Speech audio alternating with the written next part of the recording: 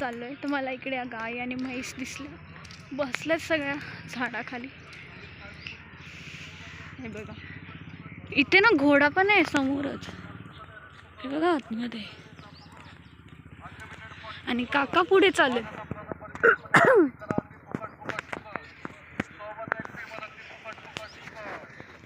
आणि त्या रस्त्यातून ह्या वाटेतून मावशीच्या घरी यायचं. या झाडावरतून आत्ताच एक रंगीबिरंगी पक्षी होता, तो उडाला. ते बघा तो उडाला, पण तो ह्याच्यातून कॅप्चर नाही करता येणार.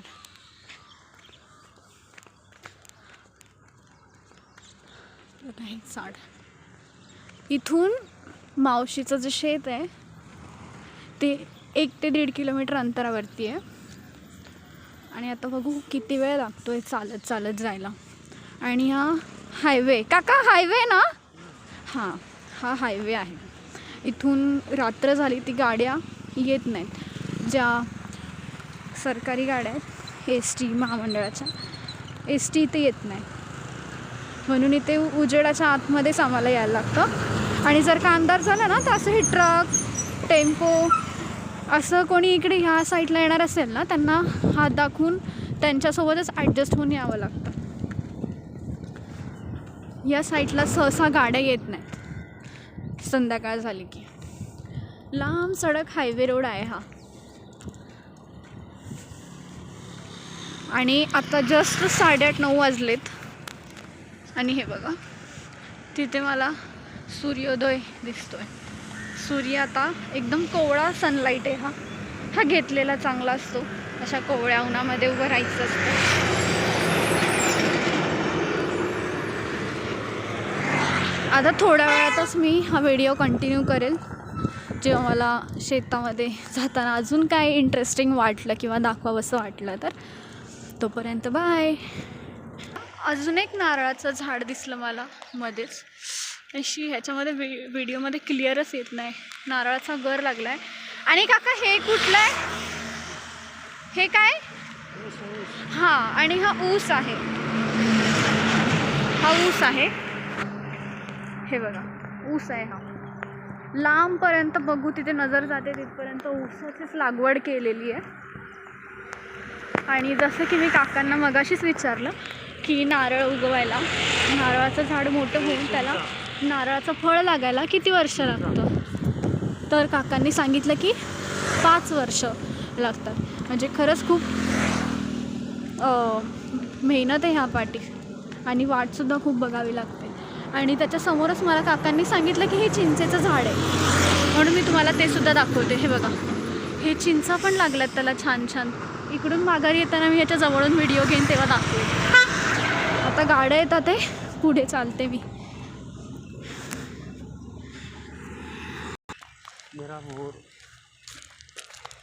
हे बघा समोरूनच एस टी येते.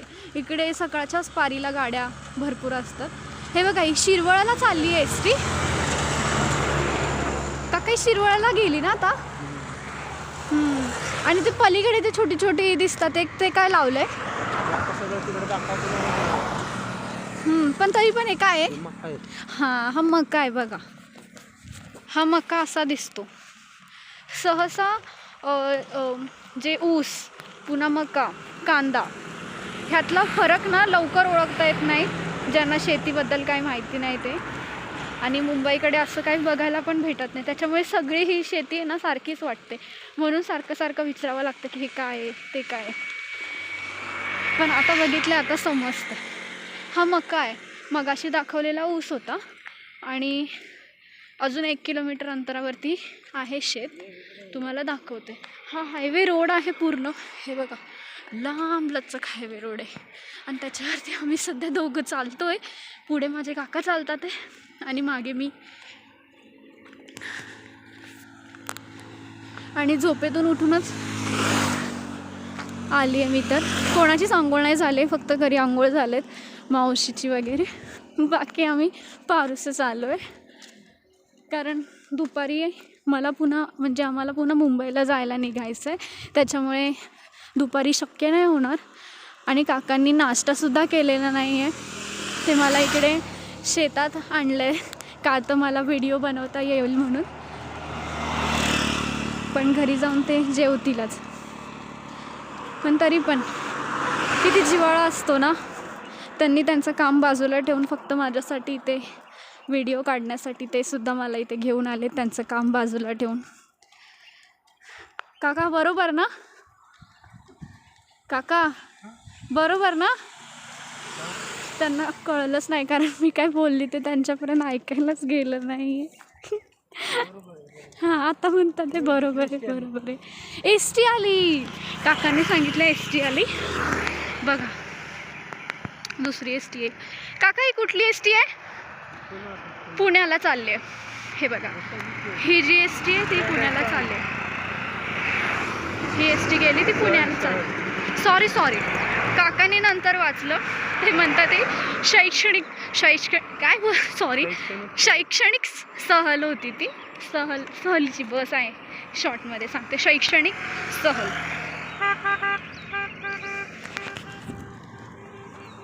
आणि रात्रीसुद्धा आम्हाला इकडे यायला वाहन नाही मिळालं, त्याच्यामुळे आम्ही असंच टेम्पोनी आलो. आणि इकडे जे पण येतात, जर का तुमच्याकडे प्रायव्हेट गाड्या असतील तर तुम्ही येऊ शकता रात्रीचं.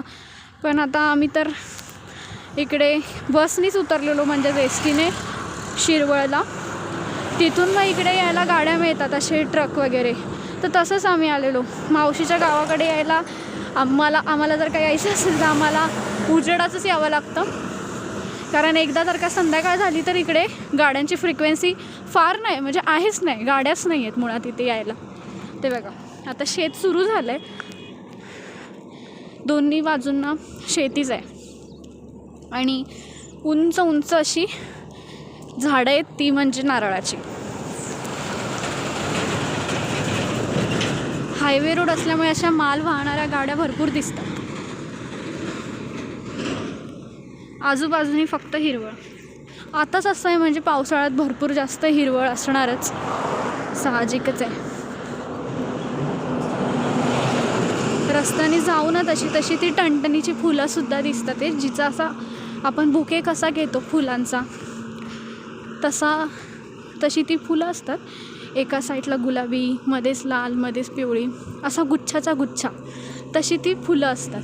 जर का वाटेत मला जाताना ती दिसली ना तर तुम्हाला दाखवेन मी.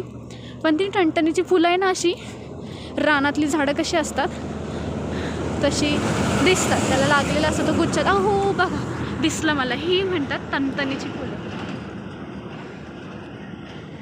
हे बघा ही आहेत ठणठणीची फुलं. जेव्हा मी 2 वर्षापूर्वी शेतात आले होते तेव्हा काका आहेत, त्यांनी ना असे 4-5 फुलं मी जेव्हा तोडली आणि ती मी वेणी घातली आणि वेणीच्या मधोमध असे आपण कळ्या कशा लावतो तशा मी माझ्या वेणीमध्ये रोवली होती. तेव्हा काकांनी सांगितलेलं की ही टणटणीची फुलं आहेत. हे बघा असा गुच्छाचा गुच्छा असतो.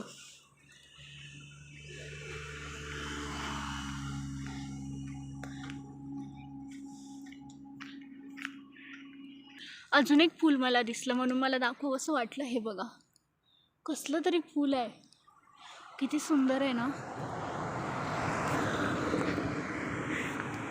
काका किती पुढे गेलेत आणि मी व्हिडिओ बनवण्याच्या नादात पाठीच राहिले.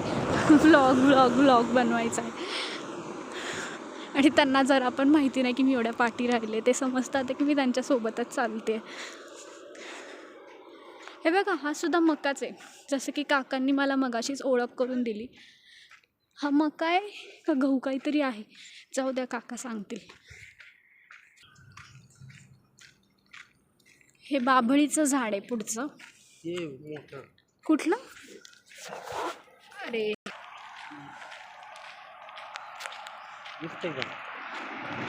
हो ते बाभळीचं झाड आहे.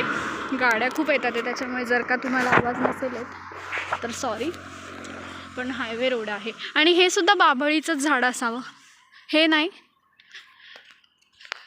झाडंही सिमिलरच दिसतात, त्याच्यामुळे पार्क करणं थोडंसं अवघड होतं. पण ह्या बाभळीच्या झाडांचा उपयोग कशासाठी होतो? थांबा थांबा थांबा थांबा हां बोला. बाभळीच्या झाडाचा उपयोग कशासाठी होतोय? सरपण होतं, बकरीवाले ते काटे पाडून तोडून खातात, म्हणजे बकरी खातात ते पाला. त्याचे परत ते फळ्या बिळ्या काढतात. आणि मागच्या वर्षी आहे ना, मागच्या वर्षी आम्ही शेतात आलेलो तेव्हा काकांना इथून पाणी सोडत होते आणि इथे साप होता. हा ना काका? काय? ज्वारी. ही ज्वारी. थांबा, ओळख करून द्या काका. काय? ज्वारी. ज्वारी. आणि हिचं पीक कधी लावलेलं तुम्ही? 3 महिन्यांनी येतं काढायला. 3 महिन्यांनी येतं काढायला. म्हणजे तुम्ही आता हे ऑक्टोबर नोव्हेंबरच्या दरम्यान लावलं असेल. हां, तर ही ज्वारी आहे. आणि ही आता कधी निघेल ज्वारी? अच्छा, म्हणजे तुम्ही लावली कधी आहे? नोव्हेंबर. हां, म्हणजे ही अजून ते म्हणतात 2 महिन्यांनी ज्वारी ह्यातली काढायला होईल.